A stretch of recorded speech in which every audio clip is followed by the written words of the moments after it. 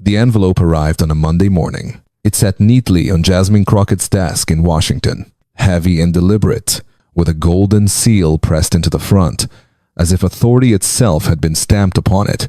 At first, she thought it was routine, perhaps another invitation to speak on ethics, another form to sign, another request for her presence on policy. But as her eyes moved across the words, the air in her office shifted.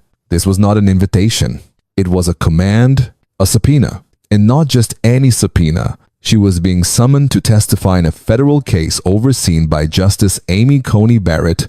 Jasmine paused, reading the name again and again, as if repetition could undo the strangeness of what lay before her. A Supreme Court justice presiding over a congressional inquiry. It was irregular. It was extraordinary. It was dangerous. She knew instantly this was not about truth. It was about control. History has shown us what happens when a black woman refuses to shrink before power. It has never been welcomed. From the auction blocks where African bodies were reduced to property, to the courts of the Jim Crow South where justice was but a word painted on a wall. The message was clear. Speak too loudly. Stand too firmly, and you would be made an example of. Silence was demanded as the price of survival. But silence had never been Jasmine Crockett's way. She had sparred intense committee hearings. She had faced hostile interviews on national television. She had been called names, dismissed, caricatured, and underestimated. And yet, each time, she had chosen presence over retreat, sharpness over surrender. But this felt different. This was not a political clash. This was an institution pressing its full weight upon her, hoping she would bend. The question that lingered was merciless. Would they succeed in silencing her? Jasmine already knew her answer. She would not bow. She would not enter that courtroom. As a defendant stripped of dignity, she would enter, as she always had, head high, shoulders steady, words sharpened into weapons of truth. If they wanted to make an example of her, she would ensure the example was not of obedience, but of defiance. And she knew she would not walk alone. For outside the marble walls of that courthouse, millions of eyes would be watching. They would not see just a congresswoman under questioning. They would see a black woman standing against a system designed to tell her when to speak, how to speak, and when to be quiet. They would see a collision between history and the present, between authority and justice, between silence and truth. This is where our story begins, not with the pages of legal codes, but with the echo of footsteps down the hallways of history, a history where Harriet Tubman led with courage, where Rosa Parks refused her seat, where Shirley Chisholm entered Congress unbought and unbossed, a history where the price of honesty was often punishment, yet where honesty still lit the way forward. Jasmine Crockett steps into that legacy, not by choice, but by necessity, because silence protects no one, because dignity required defiance, because truth, however costly, must still be spoken. So stay with us, for this is not just another courtroom drama. This is not just another politician under scrutiny. This is not just another news cycle that will vanish with the week. This is the story of a woman with a suit, a microphone, and a mind sharp as a blade, daring to confront a system that would rather she remained quiet. Stay with us, because this is not just another story. It is the future our ancestors dreamed of, a future where black voices in Congress cannot be silenced. The story of Jasmine Crockett does not begin with the envelope on her desk. It begins long before that moment, in the marrow of history, in the soil of a nation built on contradictions. The United States declared liberty with one hand while shackling millions with the other. It promised equality while calculating black humanity as only 3/5 of a person, and for generations, the courtroom has been the stage where power decided who was allowed to speak and who was silenced. To understand why this Monday morning mattered, you must look backwards. Look to the auction blocks of Charleston, where voices were reduced to cries that no one in power cared to hear. Look to the segregated courthouses of the Jim Crow South, where Black witnesses could speak only under threat of punishment, their words dismissed, before they even left their mouths. Look to the streets of Montgomery, where Rosa Parks refused to move to the back of the bus, and to the pulpits of Atlanta, where Martin Luther King Jr. thundered that injustice anywhere was a threat to justice everywhere. Every time a black voice refused silence, the system fought back, sometimes with chains, sometimes with laws, sometimes with bullets, always with the same purpose: to keep truth small, containable, dismissible. But truth, once spoken, has a way of multiplying. Into this lineage steps Jasmine Crockett, a daughter of Dallas, Texas, a lawyer turned congresswoman, a woman unafraid to wield her words like a blade. She entered the chamber of Congress not to blend quietly into its marble traditions, but to stand out, to challenge, to cut through hypocrisy wherever she saw it. Her presence was not accidental. It was forged in fire, the fire of communities ignored, the fire of injustice endured, the fire of a history that had already taken too much from those who came before her. To her supporters, she was a voice of clarity in a hall, too often clouded by empty rhetoric. To her critics, she was a disruption, a force too loud, too unapologetic, too unwilling to bend. But Jasmine knew better. She understood that in a world designed to ignore you, being loud was survival, being sharp was necessity, being present was defiance. That is why the envelope mattered. It came quietly, without fanfare, slipped onto her desk like so many others. Its golden seal gleamed with the authority of the United States government, as if daring anyone to question its weight. At first glance, she assumed it was a formality, perhaps a request for testimony on an ethics panel, perhaps an invitation to speak on oversight. But as her eyes scanned the first page, her breath caught. It was a subpoena, and not just any subpoena. It called her to testify in a federal case, vague in its language, deliberate in its omissions. But one name leapt from the page, a name that made her pause, blink, read again, as though her mind could not accept it. Justice Amy Coney Barrett, a sitting Supreme Court justice, presiding over a case involving a member of Congress. It was not standard. It was not routine. It was not even logical. It was extraordinary. In the most chilling sense of the word, Jasmine's stomach tightened. She knew at once this was no ordinary proceeding. This was not about oversight. It was about spectacle. It was about making an example. She picked up the phone, calling her legal advisor, a former prosecutor with a reputation for piercing through pretense. He listened as she read the words aloud. Then, in a voice flat and unwavering, he said, "They are reaching.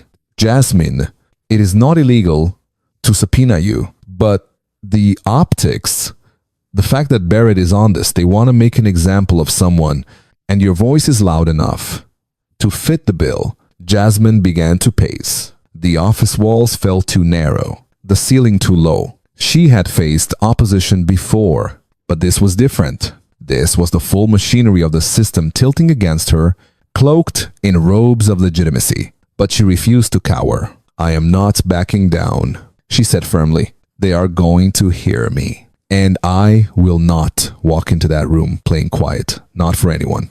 Her advisor's reply was calm, cautious. "Then you must keep your composure.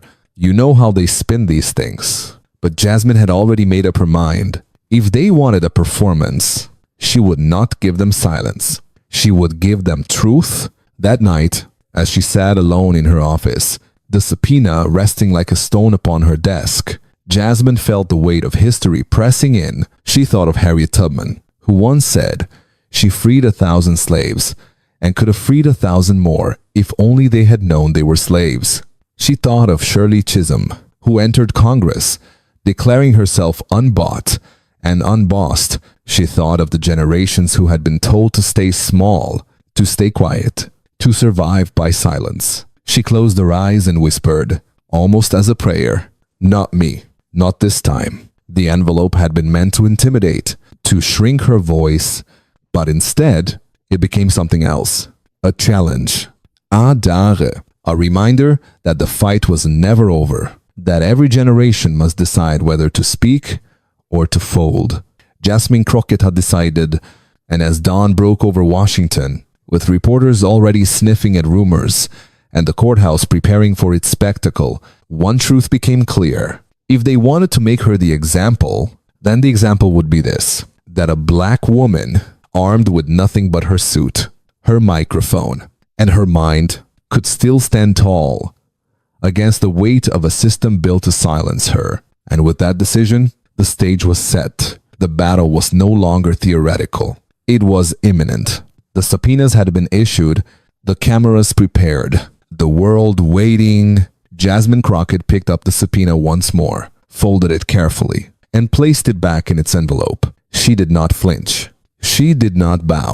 She did not break. The fight was coming, and she would be ready. The night before the hearing, Washington seemed quieter than usual. But for Jasmine Crockett, silence was no comfort. Her mind was alive with possibilities, each one heavier than the last. She knew that the following morning she would step into a courtroom not as a legislator among equals, but as a witness under scrutiny, summoned by the highest levels of authority. The weight of that knowledge did not frighten her. It sharpened her. Her legal team gathered late into the evening, papers scattered across the table like maps of a battlefield. The lead advisor, a former prosecutor who had seen political prosecutions disguised as procedure, leaned forward. "They are baiting you. Jasmine," he said firmly, "this is not about oversight. It is not even about testimony. It is about performance. They want to provoke you, record your reaction, and feed it to the public as evidence of your unfitness." Jasmine listened, hands folded, her eyes steady. "And what happens if I play along quietly? If I nod, comply, and keep my voice even? They win either way." Another attorney answered, "If you stay silent, they call you weak. If you speak, they call you disruptive. That is the design." Jasmine leaned back, exhaling slowly. "Then let them call me disruptive, because I was not sent here to be quiet." The room fell into a contemplative silence. Each of them knew the risks. A contempt ruling was possible. A media storm was inevitable. Yet none of them doubted Jasmine's resolve. She had not built her reputation by bowing to power. She had built it by cutting through it. When morning came, she dressed with deliberate care. A klinkat na vesut pressed to perfection. Her curls framed her face like a crown. She stood before the mirror, not for vanity, but for clarity. "If they want an image," she murmured, "then let them see a woman unafraid." The car ride to the courthouse was slow, blocked by traffic that seemed unusually thick for the hour. As they approached, she saw the reason. Reporters had already gathered, cameras trained on the courthouse steps. The whispers had spread, and the spectacle had begun before she even arrived. Congresswoman Crockett. Voices shouted as she stepped out. Microphones extended. Flashes burst. Questions collided in the air. "Do you feel targeted? Are you afraid of Justice Barrett? Will you resign if held in contempt?" She did not answer. Not yet. She walked with her head high, her stride steady, her silence more powerful than any hasty reply. Inside, the courthouse loomed colder than the morning air. Marble floors echoed beneath her heels. Guards stood stiffly along the walls. The atmosphere was sterile, but beneath it pulsed a tension too strong to ignore. She took her seat at the witness table. Her attorneys sat on either side, their presence reassuring but not protective. This was her battle, and she knew it. She waited as the clock ticked, the anticipation thick enough to feel in her bones. Then the doors opened. Justice Amy Coney Barrett entered, robed and expressionless, her posture perfect, her eyes sharp. The room rose to its feet as she took the bench. Jasmine's gazen met hers briefly, and in that instant, there was recognition, not of friendship, not of respect, but of challenge. "This court is now in session," Barrett declared, her voice clipped and authoritative. We are here today to get a testimony relevant to case number 24 FR 2025. Any disruption, defiance, or deviation from protocol will not be tolerated. Jasmine sat still, hands folded, her face calm. But inside, she understood the message clearly. This was not about truth. This was about control. The prosecution began with routine questions, asking about her official duties, her committee assignments, her role as a representative. Jasmine answered evenly, giving them nothing more than facts. But soon, the questions shifted. They asked about her public statements, her positions on controversial bills, even her social media posts from years before. At first, she tried to play along, but when the irrelevance became impossible to ignore, she spoke. This has nothing to do with the case at hand, she said, her voice measured but firm. I was called here to testify on a matter of oversight, not my politics. The words were barely out of her mouth before Barrett's gavel struck the bench. The witness will not speak out of turn, Barrett snapped. Jasmine leaned forward slightly. With all due respect, I will not be used as a political punching bag in a courtroom. If there is a charge, name it. If not, let us stop pretending this is justice. The room froze. A silence fell heavy as stone. Even the air seemed to hold its breath. Barrett's lips pressed into a thin line. Her jaw tightening. Let the record show that the witness has been warned, she said coldly. But Jasmine did not flinch. Her calm presence, her refusal to bow, radiated across the marble walls. The reporters scribbled furiously. The spectators whispered behind hands. Outside, cameras were already capturing fragments that would soon ignite the internet. For Jasmine, none of that mattered in the moment. What mattered was this. She had not broken. She had not played small. She had spoken. And the truth had landed where silence had once ruled. By the time the session adjourned, she knew the fight was far from over. Barrett had not won. She had only escalated. As Jasmine rose from her seat, ready to leave, Barrett called out once more, Congresswoman Crockett, you will return tomorrow. And I strongly suggest you reconsider your approach. This court does not tolerate showmanship. Jasmine paused, turning back with calm eyes. Neither do the people watching from home, she replied. And with that, she walked out. The cameras waiting, the crowd swelling, the storm only just beginning. By the time Jasmine Crockett left the courthouse after her first appearance, the world outside had already shifted. Cameras had caught the sharp exchange between her and Justice Amy Coney Barrett, and within hours, the clip spread like wildfire. On cable news, anchors replayed the moments again and again.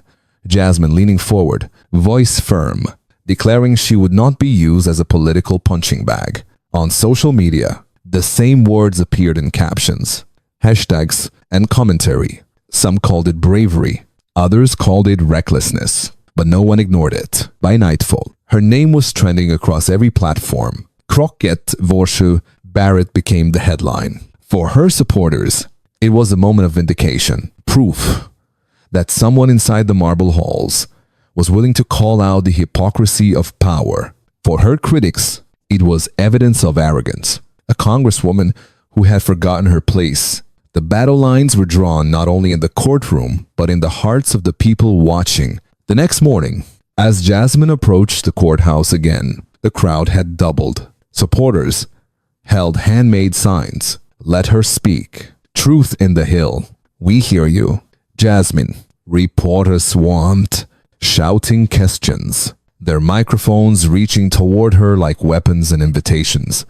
At once, she did not stop. She walked straight through the doors, her heels clicking against the marble floor, her eyes fixed ahead. Inside, the courtroom felt sharper, colder than before. The prosecution wasted no time, moving quickly into new lines of questioning, their tone almost hungry. Congresswoman Crockett, one prosecutor began, lifting a printout of a speech she had given the year before. Do you still believe the justice system is inherently political? Jasmine did not flinch. I said it then, and I will say it now. There are parts of it that are, and this courtroom is proving it. The words rippled through the room, like a stone dropped into water. Quiet gasps, murmurs, the uneasy shifting of shoulders. Barrett's gavel struck down sharply. You will answer the questions directly and without commentary. Barrett orderde? I am answering directly. Jasmine replied, her tone calm but unyielding. You simply do not like the answer. For a moment, the tension grew so thick it seemed to hum in the air. Barrett's lips tightened. The prosecution shuffled its papers nervously. And then, almost as if the room itself was holding its breath, the hearing pressed forward. Question after question came, each one less about the matter at hand and more about Jasmine's past. Her advocacy work, protests she had attended, even fundraisers. It was not oversight. It was interrogation, designed to discredit, to paint her not as a public servant but as a radical congresswoman. Another prosecutor said, this time projecting a screenshot onto the courtroom screen. It was a social media post Jasmine had liked 3 years earlier. Do you deny that this shows bias against the court? Jasmine blinked, half in disbelief. You are seriously presenting a social media post I liked years ago as evidence in a federal hearing. The post speaks to your state of mind. The prosecutor insisted, your bias against the judiciary. Jasmine leaned forward slightly. Her voice did not rise, but her words cut through the sterile air. I am not on trial, and if I were, you would be failing to prove anything real. Barrett's gavel came down again. Congresswoman Crockett, this is your final warning. If you continue to disrupt, I will hold you in contempt. Jasmine exhaled slowly. She could feel the trap closing. This was not about facts. This was about power, about who could maintain control. And yet, even as the pressure tightened, she refused to yield. What they wanted was submission. What she gave them was presence. Outside, the world was watching every second. The clip of her exchange, I am answering directly, you simply do not like.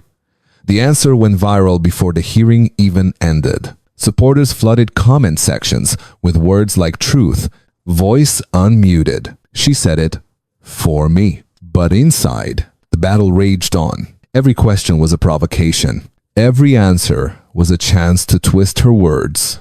Her attorneys whispered caution, urging restraint. But Jasmine knew caution would not save her. They had already decided she was guilty of speaking. What remained was whether she would surrender to that judgment or defy it. She chose defiance. And so, when asked yet again about her criticism of the judiciary, Jasmine leaned in, her voice steady, her eyes locked on Barrett. What I refuse, she said slowly, is to sit here and pretend that what is happening is fair. This is not about justice. This is about optics.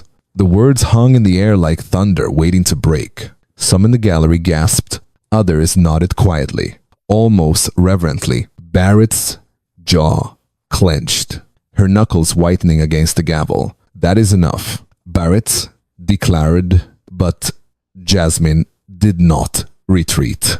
Her voice carried, calm yet powerful. It is not enough, because while we sit here being told what we can and cannot say, people are watching. People are learning exactly what this system does to voices.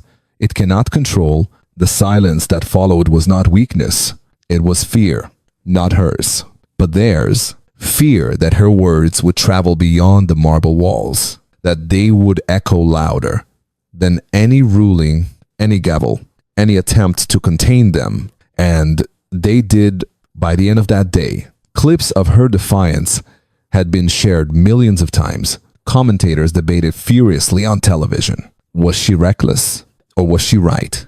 Was this contempt or was it courage? But to those who had waited too long for someone to speak their truth inside the chambers of power, the answer was simple. It was courage. And as the hearing adjourned once more, Jasmine stood tall, her expression calm, her resolve unshaken. She knew the storm was building. She knew the cost was coming. But she also knew that she had already won something greater than the day she had won the attention of a nation that could no longer pretend not to hear her. "If you believe this is what justice should have always sounded like," she said later, "as kameras svarmet outside, say truth." In the comments below, and across the country, across the world, thousands did. By the third day of testimony, the courthouse no longer felt like a place of law. It felt like a storm gathering strength, a storm that everyone inside could sense, but no one could stop. The air was heavy, sharp, with anticipation. The marble walls that once symbolized order now seemed like barriers holding back a flood. Even the guards, usually expressionless, stood a little straighter, their eyes darting more than usual. Jasmine Crockett entered with the same deliberate composure she had shown before, her steps steady, her gaze unbroken. Outside, the crowd had grown into a movement chants echoing off the courthouse steps, signs held high, cameras capturing every angle. Inside, however, silence reigned, a silence that carried the weight of confrontation yet to come. Justice Amy Coney Barrett took her seat on the bench, her robe pristine, her face unreadable. She did not glance at Jasmine this time. She did not need to. Her authority filled the room, rigid and cold. The prosecution wasted no time. Congresswoman Crockett, one of them, began, their tone sharpened by frustration. "Let us return to the issue of public trust. You have questioned the impartiality of the judicial system. In your own words, you said there are people in power who hide behind procedure when they feel threatened by truth. Were you referring to this court?" Jasmine's eyes did not waver. "No," she said clearly, "but it seems like it applies." Gasps arose softly from the gallery. A ripple of unease traveled through the room. Barrett remained still, her expression like carved stone. The prosecutor pressed harder. "Congresswoman, would you agree that your refusal to answer directly, your combative tone, and your willingness to undermine the authority of this bench show a blatant disregard for due process?" Jasmine leaned forward slightly.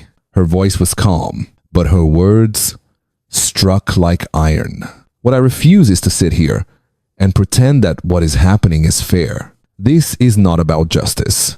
It is about optics." That was the spark. Barrett's gavel came down hard. "That is enough." But Jasmine did not retreat. She turned her full attention to Barrett, her tone steady, her presence unshaken.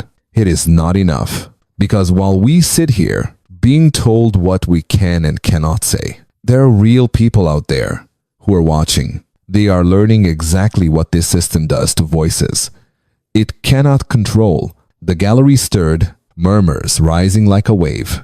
The bailiff stepped forward, a warning glance at the restless crowd. Barrett's eyes locked onto Jasmine, sharp and cutting. "Congresswoman Crockett," she said coldly, "this is your last interruption. If you speak again out of turn, I will exercise my authority and hold you in contempt. I suggest you choose your words carefully." The room froze. Every camera, every pen, every breath seemed to hang on what Jasmine would do next. Her attorney leaned toward her, whispering a plea for caution, but she shook him off gently. Her voice came quiet, almost intimate, yet it carried through the chamber. "I was raised to speak when something is not right, not when it is convenient, not when it is allowed, when it matters." The silence that followed was electric. And then Barrett moved. "This court finds the witness in contempt," she declared, her voice sharp as steel. "Remove her." The words cracked through the courtroom like thunder. For a moment, even the bailiffs hesitated, as though stunned by the command. Then, slowly, they approached Jasmine. "You are serious?" Jasmine asked, rising to her feet, her voice calm but edged with disbelief. "You have repeatedly disrespected the authority of this court," Barrett replied. Her tone clipped. Jasmine's response came without hesitation. "No, I have disrespected the abuse of it, and I will do it again if it means telling the truth." The bailiffs reached for her, but she did not resist. She stood tall, shoulders back, eyes steady. As they led her toward the exit, she turned once more toward Barrett. "You will regret this," she said, not as a threat, but as a promise. The gallery erupted. Murmurs, Shouts, even gasps of disbelief filled the chamber. Outside, the crowd reacted instantly as news spread. Cameras caught the moment Jasmine was escorted from the courthouse, her posture unbroken, her dignity intact. The image struck the nation. A black congresswoman, removed by order of a Supreme Court justice, not for violence, not for chaos, but for words. Within hours, the footage dominated headlines. Some commentators decried it as grandstanding. Others called it an abuse of power unparalleled in recent memory. Civil rights attorneys spoke out, calling the contempt charge unconstitutional. Former judges issued statements questioning the very legitimacy of a Supreme Court justice presiding over such a case. Inside the courthouse, Barrett satt unmoved, her gavel resting on the bench, her silence as deliberate as her judgment. But the silence outside was different. It was loud. It was angry. It was awakening. That evening, social media swelled with reaction. Clips of Jasmine's words, "I have disrespected." The abuse of it were posted thousands of times, each captioned with words like bravery, truth, voice unmuted. Protesters gathered outside the courthouse, holding signs lit by street lamps. Lawmakers across the aisle whispered uneasily, some even daring to question whether Barrett had gone too far. In a holding room, Jasmine sat quietly, her wrists free, her posture unbroken. She was not defeated. If anything, she was more certain than ever.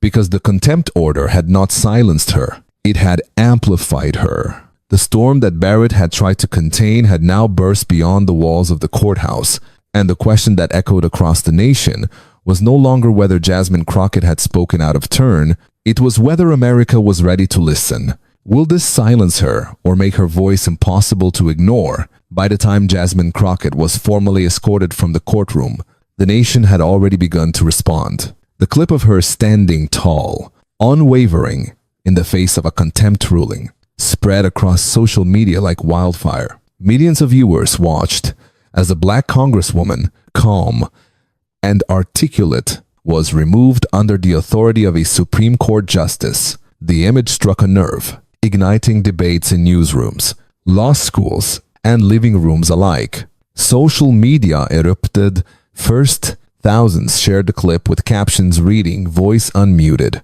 She said it for me. Power in black." Some celebrated her courage. Others attacked her as reckless, accusing her of grandstanding. But the larger story was undeniable. The optics of a sitting member of Congress being held in contempt for asserting truth had captured the country's attention. Civil rights lawyers weighed in immediately. Tweets, statements, and posts highlighted the constitutional irregularity. Contempt of court, they argued, was intended to maintain order, not silence dissent. Professors and former federal judges echoed these concerns, some speaking anonymously to avoid backlash. Headlines questioned the propriety of a Supreme Court justice presiding over a politically charged hearing. Even journalists who had previously ignored Jasmine Crockett's work began to cover her story, amplifying her message beyond the courtroom walls. Inside the courthouse, the reactions were quieter, but no less significant. Barrett maintained her composure, silent, in the face of the growing uproar. Yet whispers among clerks and staff betrayed unease. The decision, once thought routine, now felt explosive. For the first time, Barrett's allies in the legal world began to question whether the handling of the case had overstepped traditional bounds. Meanwhile, Jasmine waited in a holding room, her posture steady, her mind focused. She refused to speak publicly for 48 hours, letting the storm build outside. While her legal team worked tirelessly, they filed an emergency motion challenging the contempt ruling, citing procedural overreach, lack of due process, and judicial bias. They argued that the courtroom had been used to punish speech, not maintain order. Then came the turning point. An unedited recording of the hearing, leaked anonymously by a court stenographer, revealed the full context. Jasmine's words, her calm tone, and her deliberate composure contrasted sharply with the official narrative that had been circulating. Millions watched the footage, realizing that the removal had been more about intimidation than disruption. The truth, once revealed, could not be contained. As the video circulated, calls began flooding congressional offices. Ordinary citizens, outraged and inspired, demanded answers. Lawmakers from both parties quietly reached out to Jasmine's team, offering support. The narrative had shifted. Jasmine was no longer just a witness in a courtroom.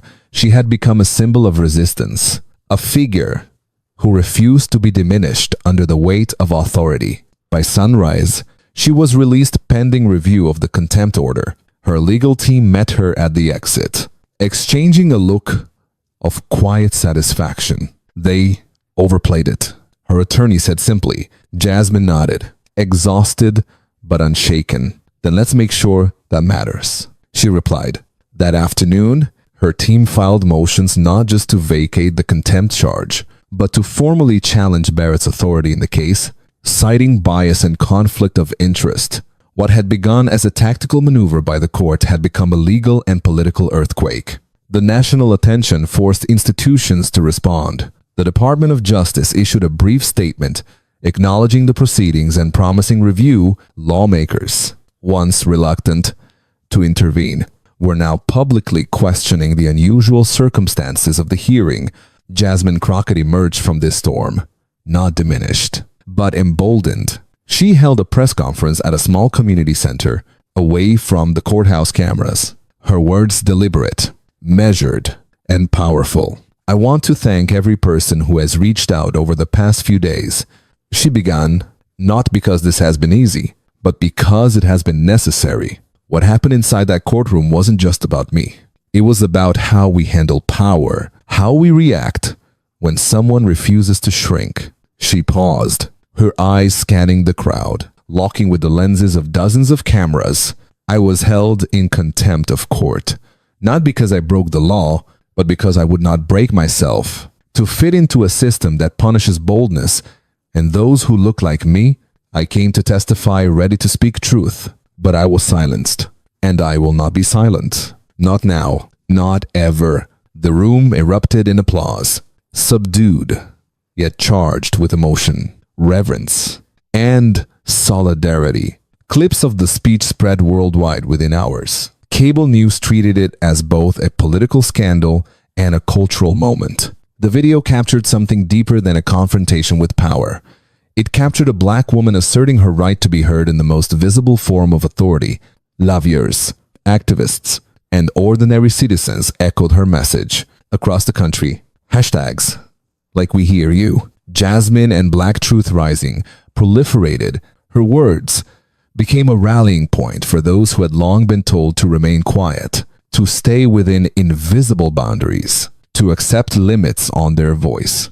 In just a matter of days, Jasmine Crockett had transformed from a congresswoman facing a procedural hearing into a symbol of resistance against systemic silencing. What the court had intended as punishment had become her platform. What had been meant to end the conversation had instead amplified it. And even as the day ended, with the motion to vacate, the contempt filed, and the public support swelling, one truth remained clear. This fight was far from over. The storm had not passed. The courtroom had not finished its role, and Jasmine Crockett's voice, once threatened with suppression, had become louder than anyone had anticipated.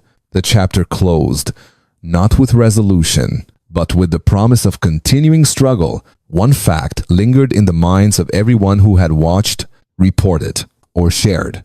The system could try to silence her, but it could not erase her message.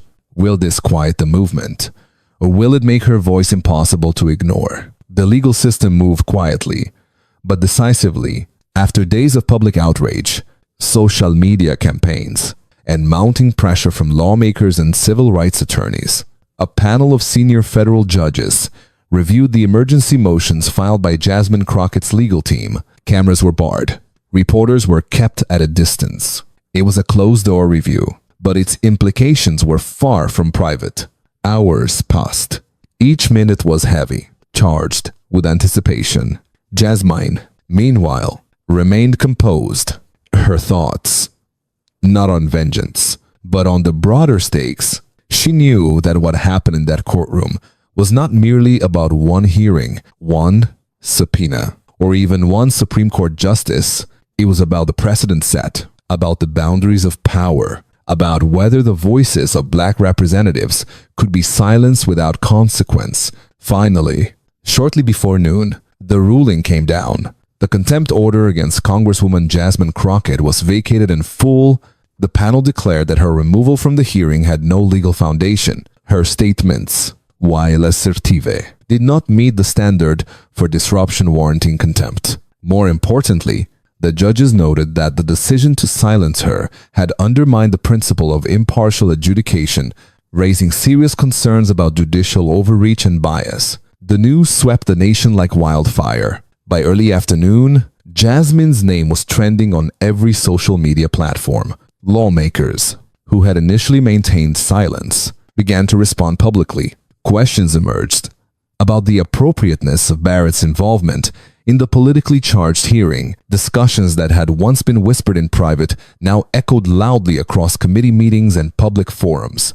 Barrett, in contrast, remained silent. No press conferences, no statements. Her usual allies in the legal world began to fall quiet.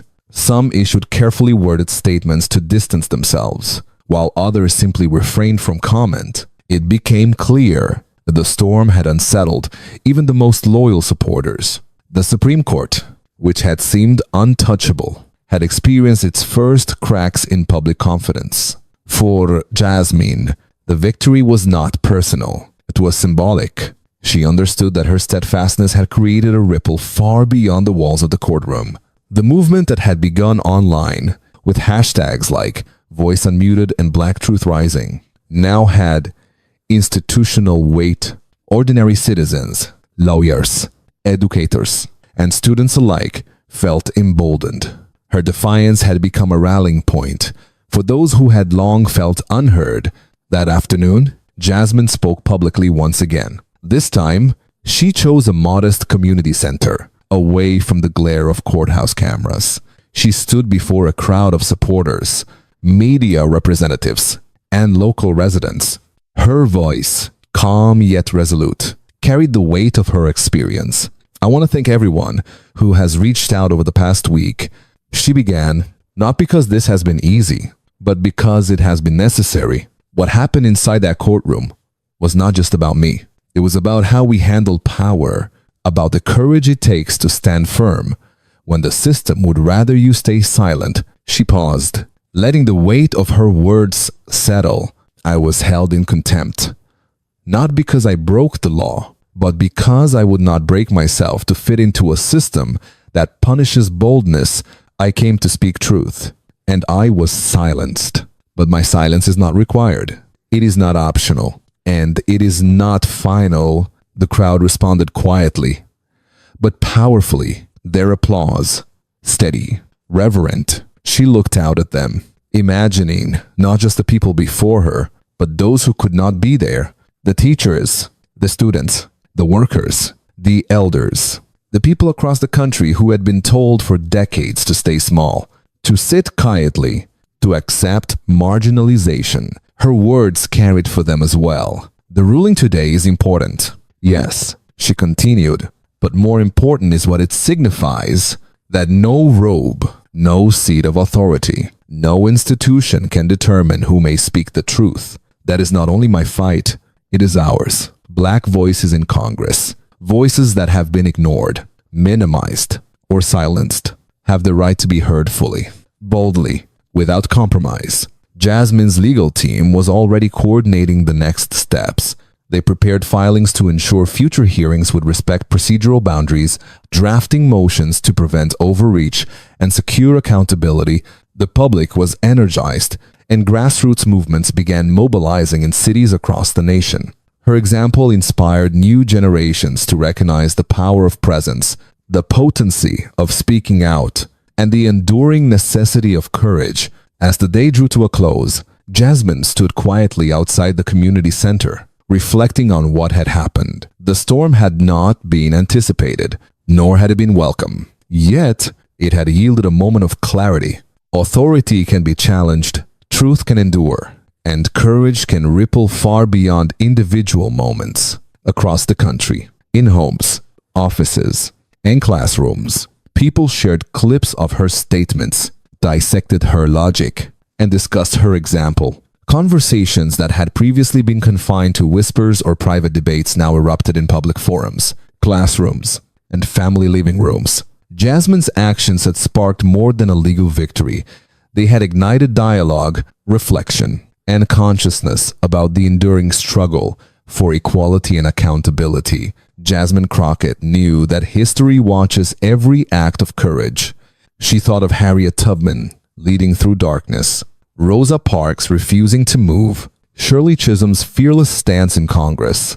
Today, in her own way, she had continued that lineage. Today, she had turned what was meant to silence her into a moment of national awareness, inspiration, and mobilization. And while the world would continue to debate, argue, and challenge, one fact was undeniable. Jasmine Crockett had ensured that her voice and the voices she represented would not be ignored.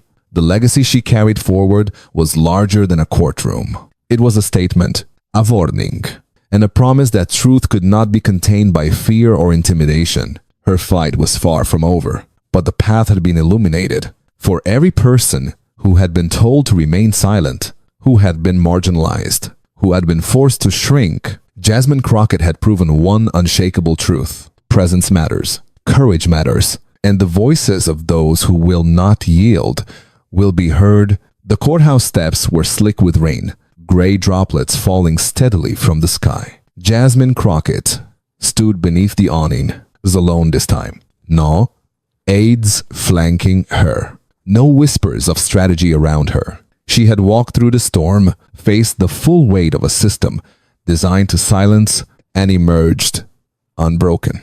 Her posture was deliberate, calm, and resolute, a testament to every black voice that had been told to stay small and quiet for generations. I have spent the past weeks thinking about silence, she began, her voice even, measured, each word deliberate. How it is used, demanded, expected, and enforced, especially when someone like me decides not to sit quietly, not to nod, not to accept what is convenient, what is allowed, but what is right. This did not start because I broke a rule. It started because I did not break. She paused, letting the weight of that statement settle over the crowd, over the cameras, over the millions. Watching online, Jasmine's words did not shout. They did not demand applause. They carried the precision and gravity of truth. She continued, "There is a cost to refusing to shrink. It can look like public criticism, detention, headlines, meant to discredit you, but that cost is nothing compared to the price of silence. I will not pay that. I never will, and neither should anyone else." Reporters murmured questions, but she raised her hand, a gentle yet authoritative gesture. "I will take questions in a moment," she said. "But first, hear this?" Her gaze swept across the crowd, settling briefly on each person, as if reaching through the screens to those who could not be there in person. What I experienced was not merely courtroom procedure. It was about who gets to speak and whether the system can tolerate truth when it is inconvenient. And the answer should never depend on race, gender, or political convenience. Our voice matters. Our courage matters. Our truth matters. The crowd responded quietly but firmly. A respectful applause. Not loud but resolute.